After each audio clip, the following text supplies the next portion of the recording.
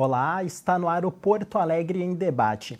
As ferramentas de inteligência artificial vêm promovendo uma revolução tecnológica, ao mesmo tempo em que beneficiam o ser humano em várias áreas, seja na medicina, comércio ou comunicações, por exemplo, trazem vários problemas também, como fraudes, eliminação de postos de trabalho e desafios éticos.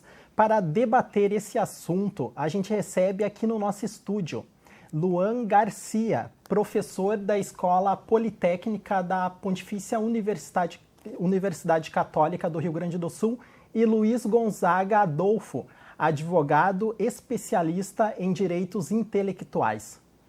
Pessoal, obrigado por terem aceito o convite para estarem aqui na TV Câmara. Então, nós decidimos abordar esse tema inteligência artificial porque no começo dessa semana, nos últimos dias, surgiu uma notícia, até pedi para o nosso diretor de imagens, nosso colega de Glaudio, está aparecendo aqui no nosso telão, que em Curitiba uma editora que havia lançado um concurso literário cancelou esse concurso porque entre os 900 trabalhos escritos, mais de 40 utilizaram inteligência artificial.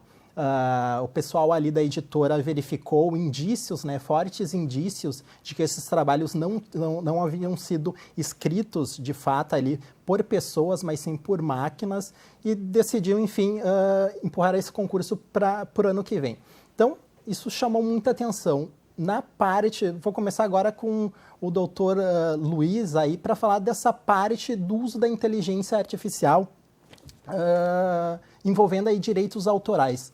Doutor, atualmente na legislação brasileira existe algum dispositivo que regule esse uso da AI, especialmente nessas questões aí de obras intelectuais, envolvendo livros, construções literárias? O que a legislação brasileira fala atualmente em relação a isso? Sim, eu também vi nos noticiários essa matéria. Chamou a atenção que em torno de 40 textos, de um total de 900, teriam esse vício de escandaloso, vamos dizer assim, pelo que eu li, da formatação pela inteligência artificial. Eu trabalho com direitos autorais há 35 anos pesquisando, e como advogado há 34 anos, como professor há 33, portanto mais de 3 décadas. Quando comecei lá, no final dos anos 1980, início dos anos 1990, a nossa preocupação era com a Xerox. Vocês vejam como que hoje está num museu, possivelmente a nova geração sequer saiba o que é Xerox. Então esse processo todo, no que pertine aos direitos autorais, foi se transformando, foi se atualizando. No início, eu que estou um pouquinho mais experiente até que o professor Luan também, em termos de ensino magistério superior, nós olhávamos os trabalhos científicos ou pedíamos um trabalho em sala de aula e dizíamos, vou olhar para ver se não tirou do Google, vejo como também já está totalmente ultrapassado. Então essa é uma crise que eu chamo, nos meus últimos trabalhos, eu publiquei um livro em 2022 e outro ano passado, de direitos autorais individuais, ela não é uma crise nova, ela é uma crise que já vem de muito tempo, que é da inadaptação, vamos dizer assim, da lei de direitos autorais para a sociedade digital, para o mundo digital. Vejam, por exemplo, e há, respondendo objetivamente sua pergunta, há tanto a questão que tem a ver com os direitos autorais, que no Brasil é regulado pela Lei nº 9610 de 1998, como há outros aspectos, tantos envolvidos aqui, como direito de imagem, e talvez não seja nem oportuno e nem o foco aqui no tempo que nós temos. A lei de direitos autorais, ela tem uma incongruência, digamos assim, principiológica, tanto com essa ideia de sociedade digital. Por quê? Porque ela é feita para o exemplar.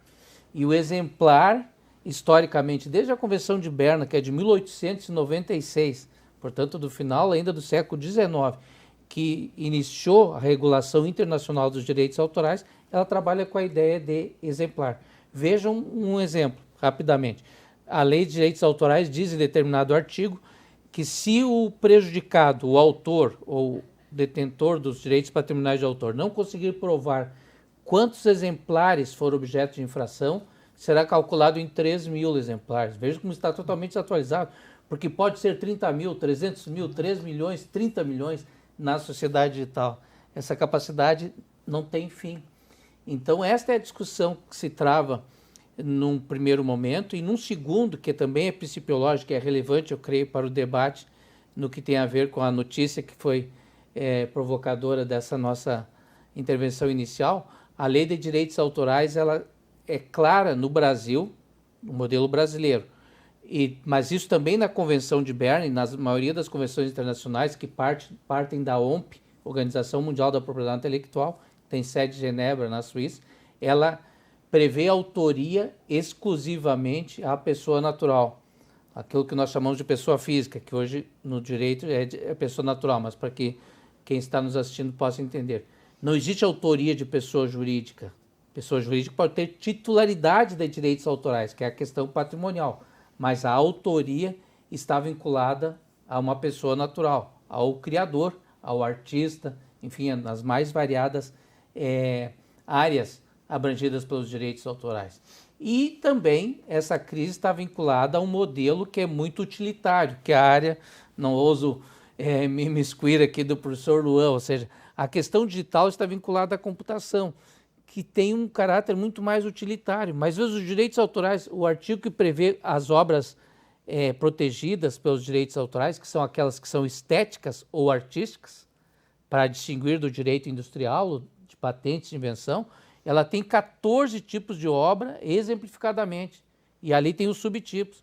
Então nós estamos falando de obras literárias, de obras de pintura, de obras de gravura, de litografia, de arquitetura, de engenharia, de cinema, de rádio e televisão, e por aí vai. E quanto que a inteligência artificial ela está vinculada muito mais, né, nessa questão da computação a uma questão utilitária. Outra crise dentro da crise, que eu chamo, desse padrão com relação ao mundo tecnológico que se apresenta para nós todos hoje. Exato.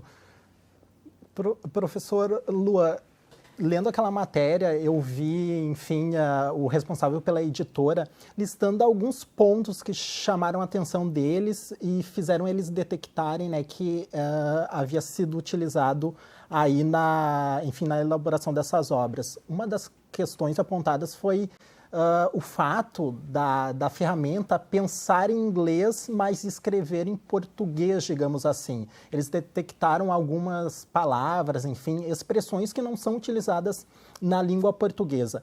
Além desse ponto aí daí pensar em outro idioma e não em português, que outros indícios, vestígios aí podem ser, detectados, encontrados, e para que, enfim, alguém que receba um trabalho, um produto, consiga reconhecer que aquilo não foi feito por aquela pessoa que se diz autor. Certo. Então, primeiro, obrigado, Gilberto, pelo convite. É um prazer estar aqui do lado do professor Luiz. Então, só um primeiro ponto é assim, pensar não seria a palavra certa, ela não pensa, né? Então, o que acontece, ela reproduz a partir de um monte de textos que que são utilizados para treinar essa inteligência artificial.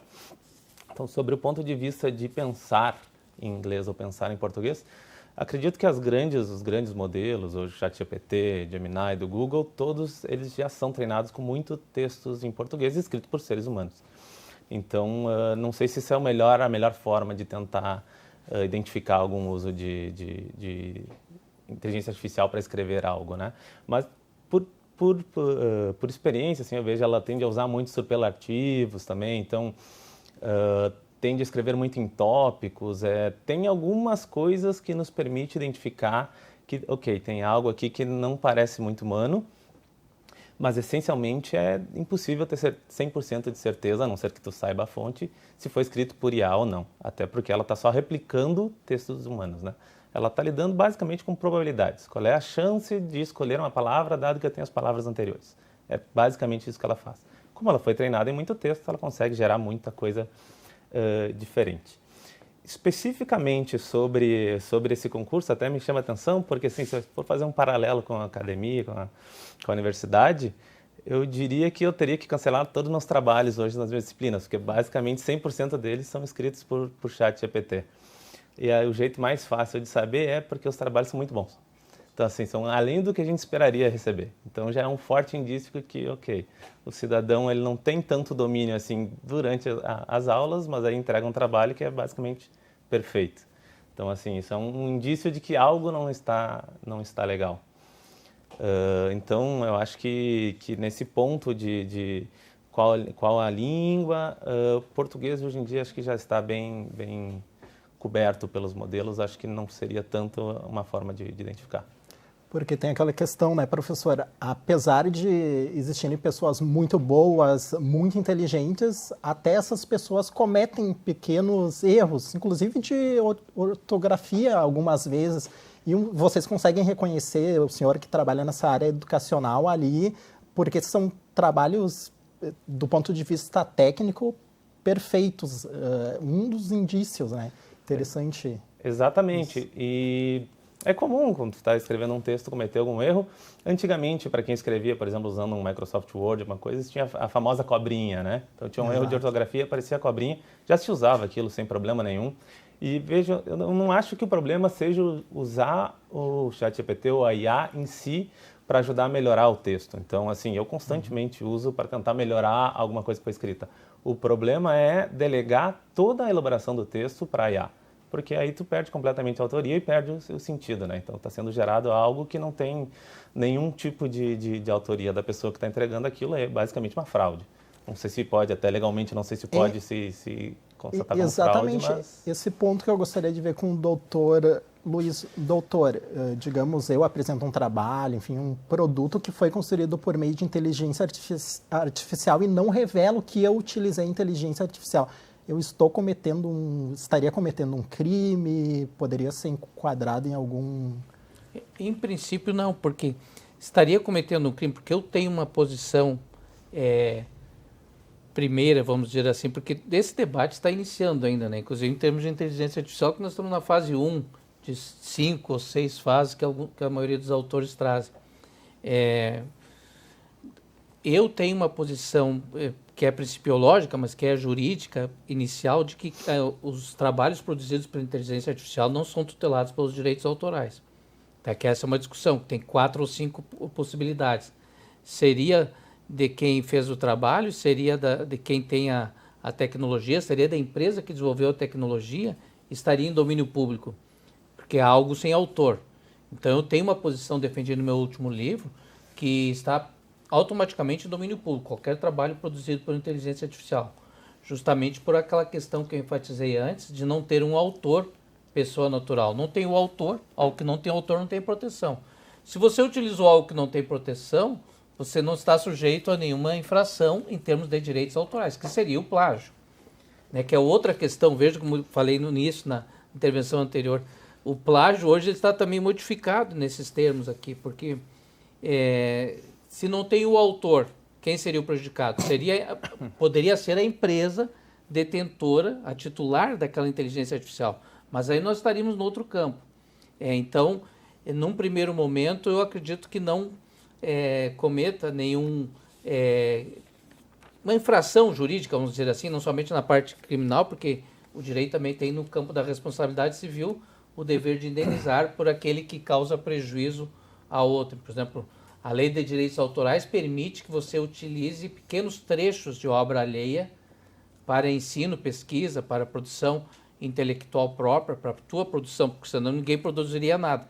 Só que para produzir pequenos trechos, essa é a discussão que se dá no campo inclusive internacional, isso, porque essa regulação ela não vai ser somente aqui, ela terá que ser no nível internacional, que já é outra questão que envolve política, economia, poder econômico, famosa teoria da dependência tecnológica, porque as 7 Big Techs ou qualquer outra, enfim, inclusive fora das 7, que produzem material, elas dizem que utilizam pequenos trechos, que lá na legislação dos Estados Unidos, do copyright, que é do mundo anglo-saxão, se chama fair use, né, o uso justo, o uso permitido que você possa fazer. Só que cadê o autor daquele texto, por exemplo? Cadê o autor?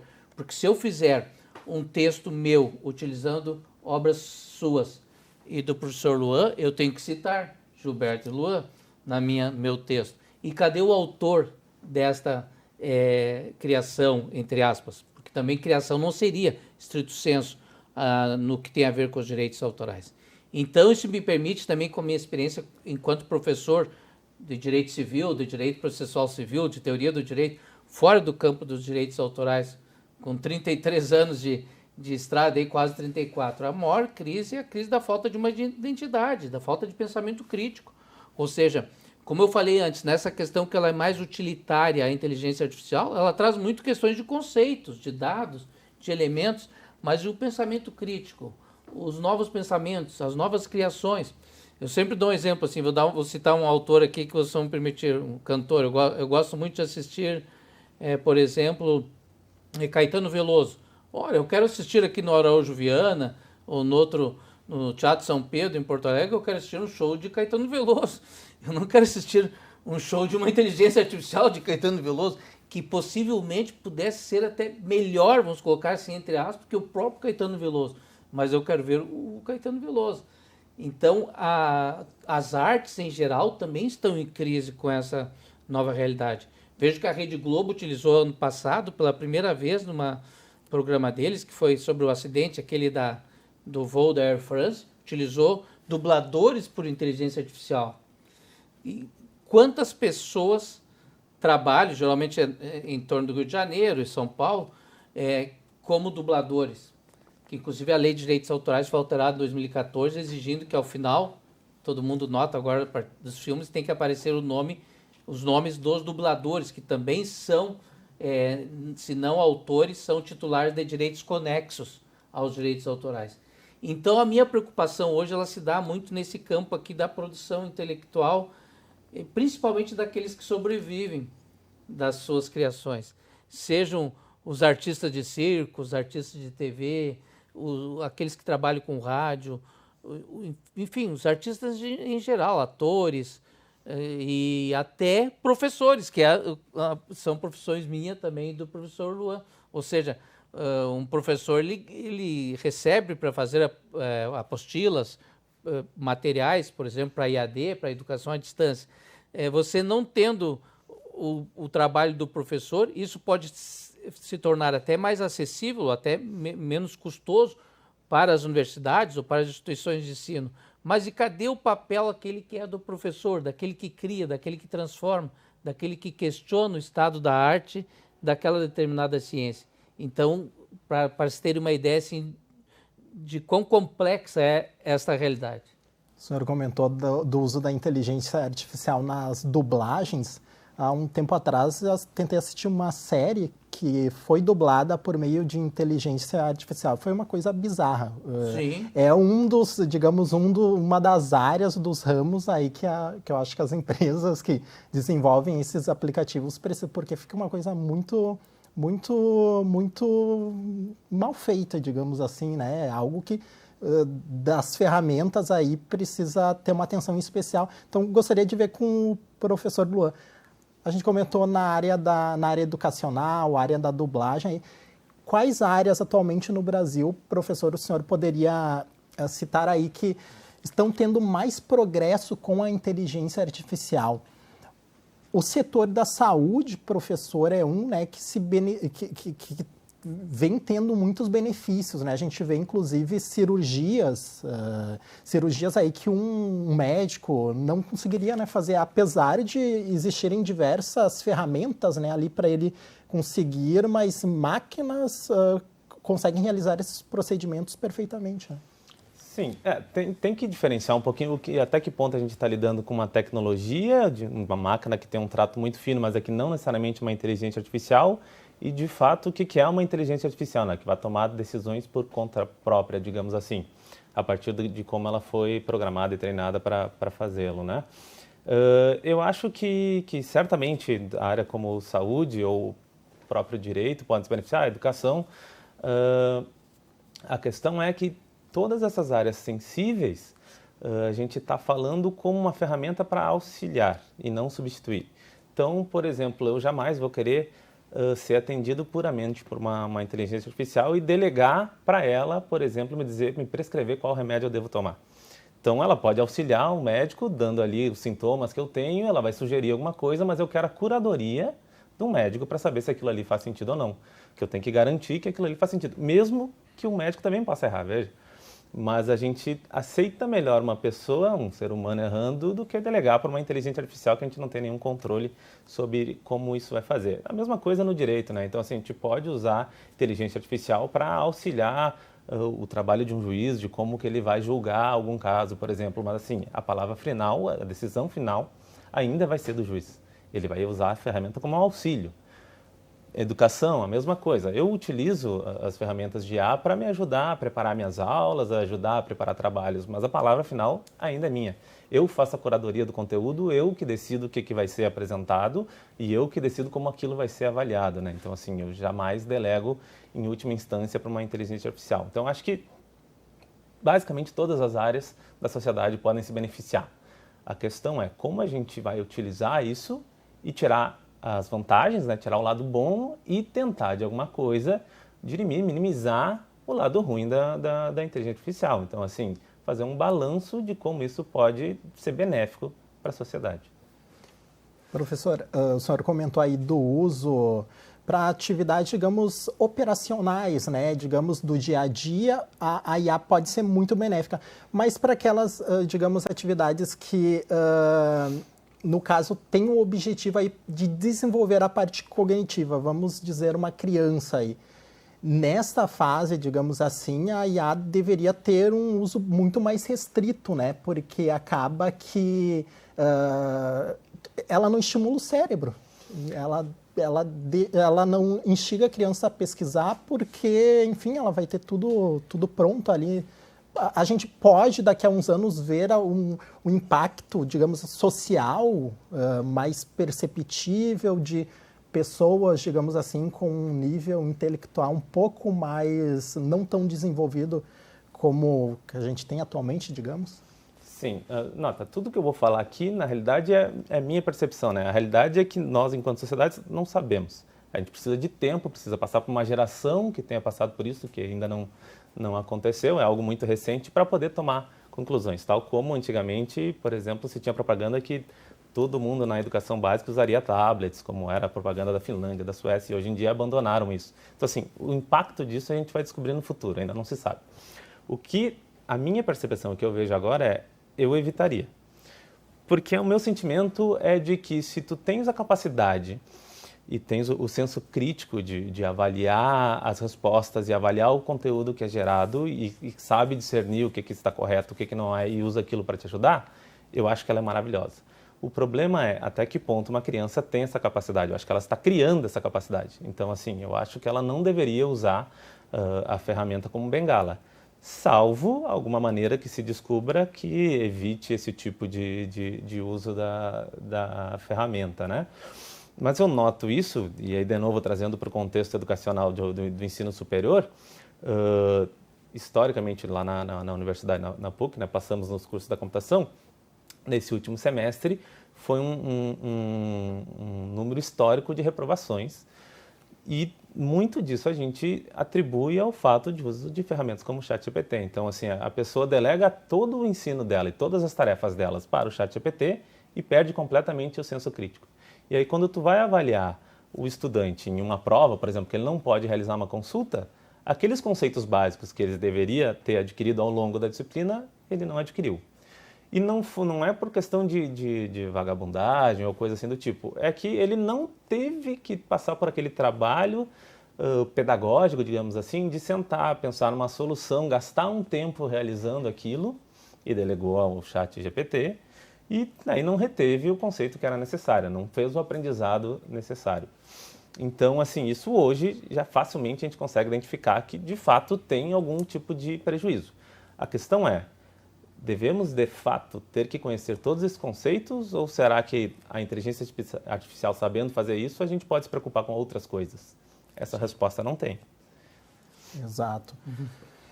Doutor Luiz, antes de começar essa gravação, estava conversando com o senhor já teve uma experiência, né, no ramo educacional aí, em relação a esse uso, tem uma experiência no ramo educacional em relação a esse uso aí da inteligência artificial, envolvendo pessoas, né, que estão em processo de desenvolvimento, tanto ético, cognitivo, enfim, tua percepção, enfim, as perspectivas aí daqui para frente são de uma sociedade melhor, pior, o que o senhor acha? Eu quero acreditar que a sociedade vai sempre evoluir. A própria inteligência artificial, de certo modo, significa a evolução da sociedade. Nós só podemos pensar de que o mundo evolua a partir de todas as áreas do conhecimento, inclusive da tecnológica.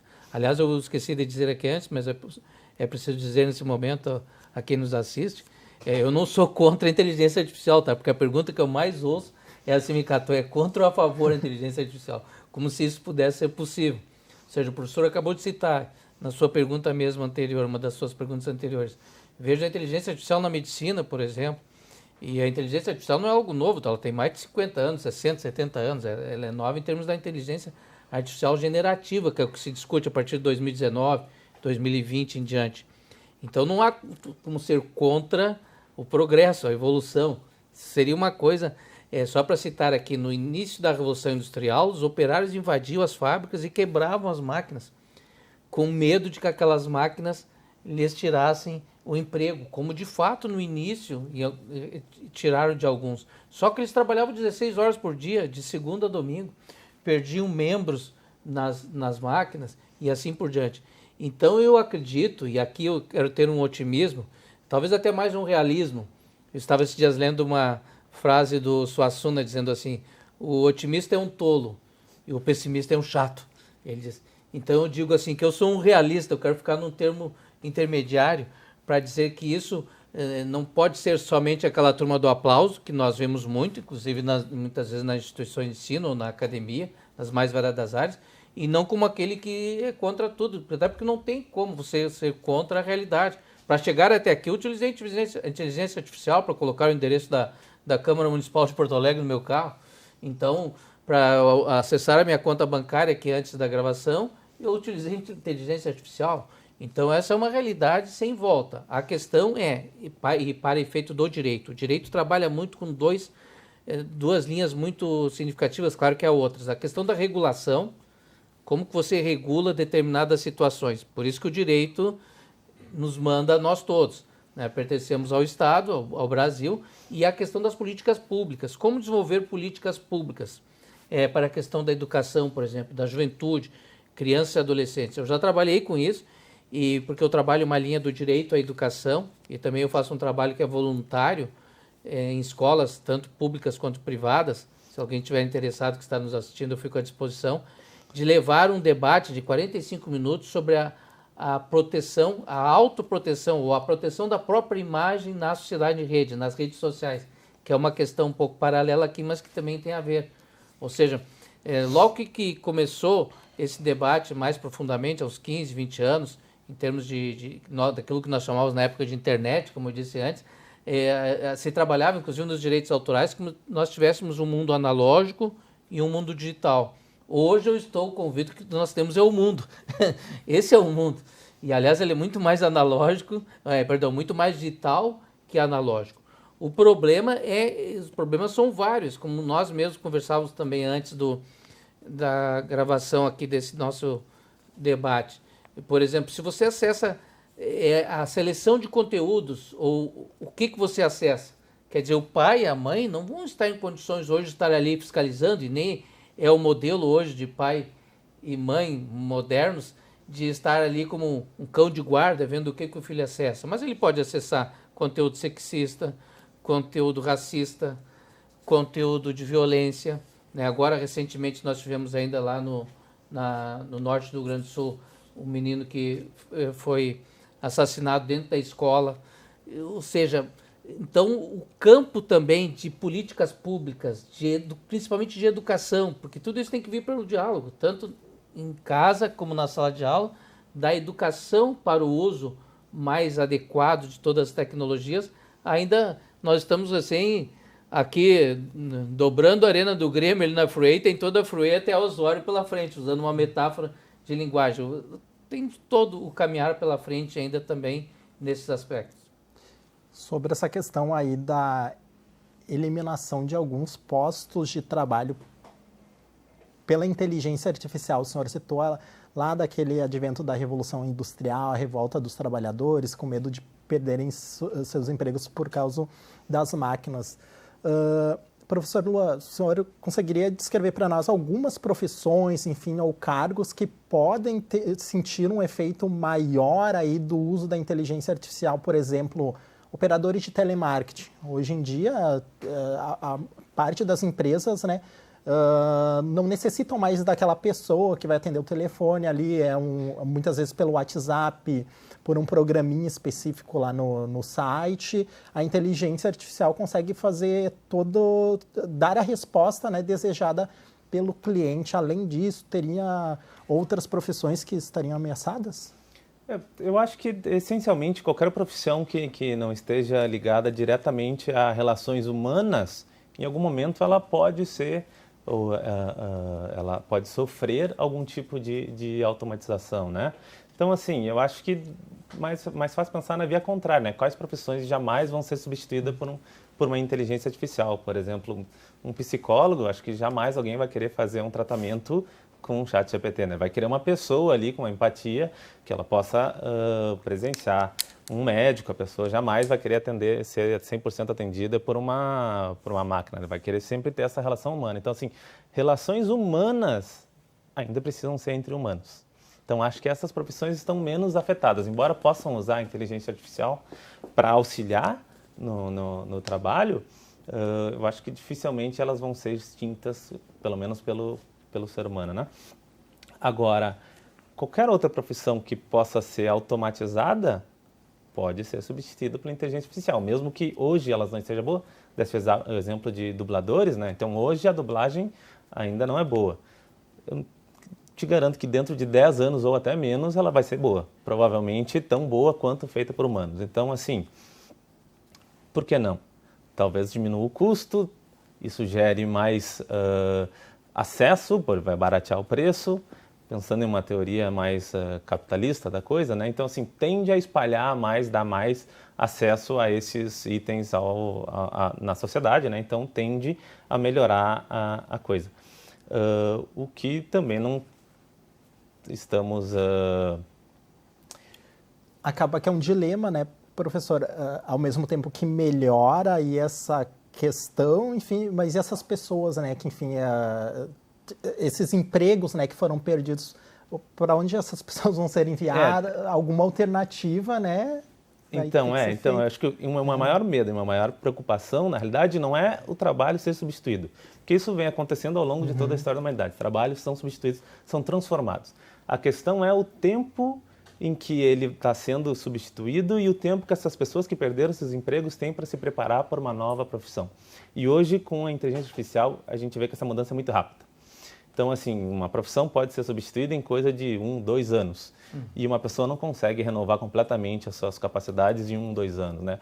O que a gente vai fazer enquanto sociedade, ou enquanto Estado, por exemplo, para poder, de alguma forma, minimizar os danos que essa pessoa sofra? No meu mundo ideal, ninguém precisaria trabalhar para sobreviver.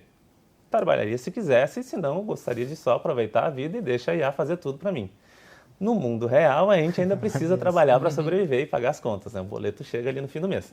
Então, assim, como é que a gente dá suporte a essas pessoas que perderam as profissões nesse espaço enquanto ela ainda está se transformando? E eu acho que isso é uma discussão que tem que se ter em termos de sociedade, né? Então, assim, como que a gente pode, como sociedade, auxiliar essas pessoas nesse período de transição dessas carreiras? E surgem os dilemas éticos também.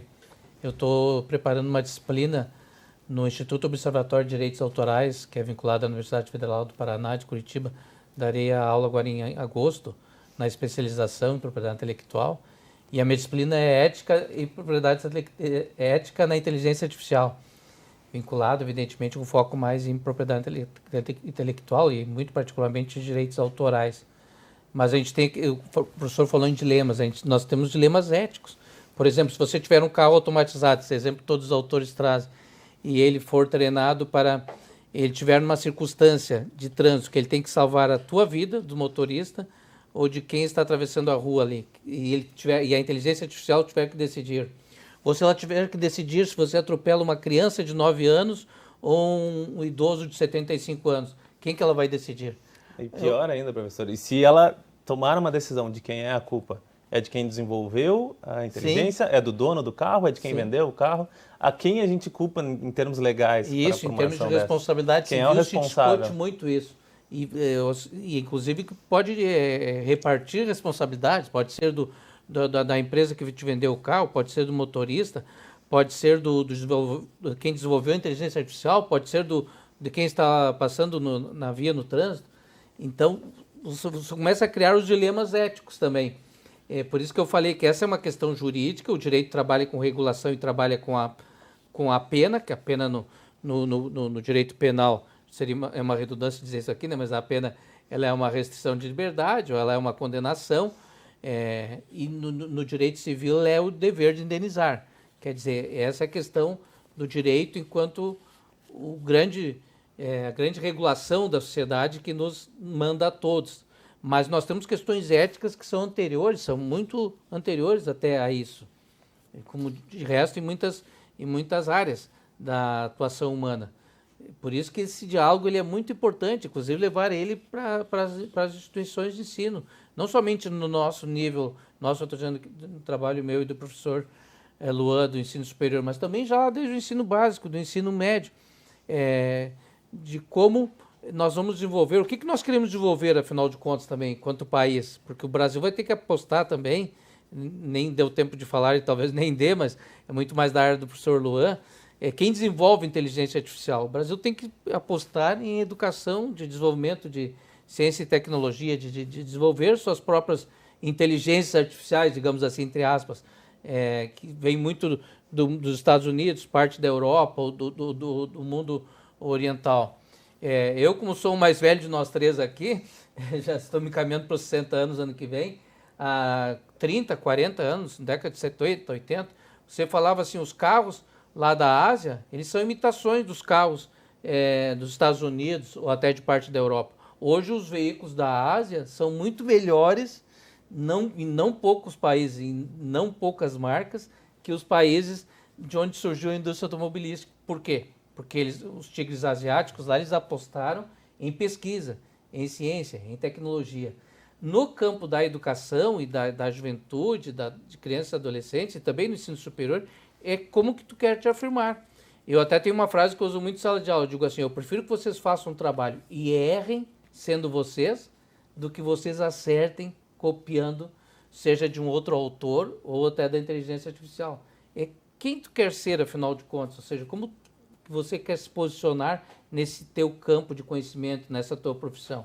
Acredito que isso é muito importante, envolve a ética, envolve a filosofia.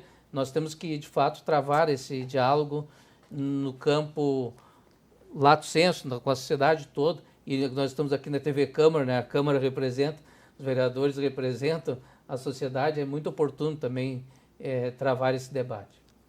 Que, aliás, o legislativo acredito que é um órgão, uma área que não vai ser substituída pela IA, porque como é que uma máquina conseguiria fazer o juízo de valor em relação a um projeto, né? Em relação a uma lei. Então, como a gente comentou antes, determinadas áreas continuarão sendo preservadas. Gostaria de abordar agora com o professor Luan em relação a um ponto que o doutor Luiz trouxe. O Brasil está muito atrás de outros países aí em relação, quando se fala em desenvolvimento de ferramentas. Atualmente é China e Estados Unidos os, digamos, mais avançados em relação a empresas que desenvolvem essas ferramentas, esses softwares, professor? Sim.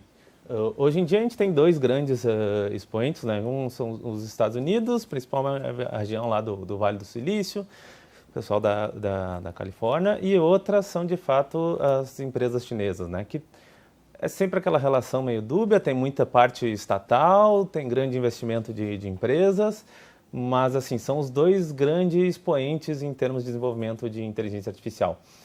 Hoje em dia a Europa está bastante atrás, até recentemente ia ser um dos primeiros lugares a definir uma regulamentação, né, que acho que está para passar a valer agora em agosto, salvo engano, e eles tiveram que voltar atrás porque ela estava muito restritiva, inclusive daí empresas americanas como a Meta, né, dona do Instagram, Facebook, já tinha deixado de disponibilizar as ferramentas deles para a Europa por conta de regulação, né? Então são os dois grandes expoentes, né? O Brasil está na trilha de realizar investimentos, até acho que o presidente Lula anunciou recentemente um investimento para desenvolver uma IA própria para uso da própria burocracia estatal, se não me engano, né? Mas assim, ainda estamos muito atrás do que é o considerado o primeiro mundo de inteligência artificial. E só voltando só um pouquinho antes ali sobre substituir o legislativo, né? Eu me lembro da outra vez que eu estive aqui, a ocasião era que o vereador Ramiro Rosário tinha feito uma proposta baseada no ChatGPT, algo relacionado ao demais, se eu não me engano. Ele gerou o texto da proposta com o ChatGPT e aí, ó, trouxe para a Câmara para debater, que é o que a gente faz, né? O ser humano faz a curadoria. Em relação a esse episódio, aí eu recordo que ele revelou posteriormente, depois da votação. Inclusive, acho que foi o primeiro caso no Brasil, salvo engano. Acho que foi. Foi bem popular. Doutor Luiz, em relação ao uso da inteligência artificial aí nesse meio jurídico, há alguns dias atrás, há um tempo atrás, eu vi um caso de um desembargador que, durante uma sessão de julgamento, rejeitou, enfim, a apelação de uma das partes porque, o documento ali utilizou a inteligência artificial e o advogado não se deu nem ao trabalho de revisar o que a inteligência artificial havia produzido. O desembargador, no caso, não quis nem conversa. Vem acontecendo muito no meio jurídico desse uso não tão, digamos, cauteloso da IA? Eu acredito que não. Eu vi esse caso também. Na verdade, ele utilizou na petição, nesse caso, se é o mesmo caso que eu vi, mas já tem mais de um caso, eu acredito, uma jurisprudência falsa, uma jurisprudência inexistente. Então, vejo como isso é dicotômico, como nós citamos antes. Ou seja, a inteligência artificial ela pode facilitar enormemente o trabalho no escritório da advocacia, por exemplo, na organização de prazos. Eu sou do tempo que tu fazia prazo manualmente, né? Como eu tenho 34 anos de advocacia, numa agenda física, de papel. Depois tu começou a utilizar numa tabela Excel, veja como eu estou antigo nesse negócio aqui. Hoje tu tem um sistema que automaticamente controla os teus prazos, né? Então, isso tudo por meio, evidentemente, de inteligência artificial. E numa questão de uma petição judicial, que também, imagina, eu fiz o meu trabalho de conclusão em 1990 na Unicinos, na graduação, numa máquina de escrever. No tempo que não tinha nem a eletrônica, não se tinha uma comum. Tu chegava na última linha daquela página, na última palavra tu errava. Aí ou tu ia para o corretor, que não podia utilizar, tu tinha que começar a escrever toda a página novamente. Então veja como isso pode facilitar, por exemplo, em termos de peticionamento para um advogado. A própria seleção de legislação, você pede para a inteligência artificial te enumerar a legislação que regula aquele caso em discussão. Em segundos ela vai te apresentar aquilo ali.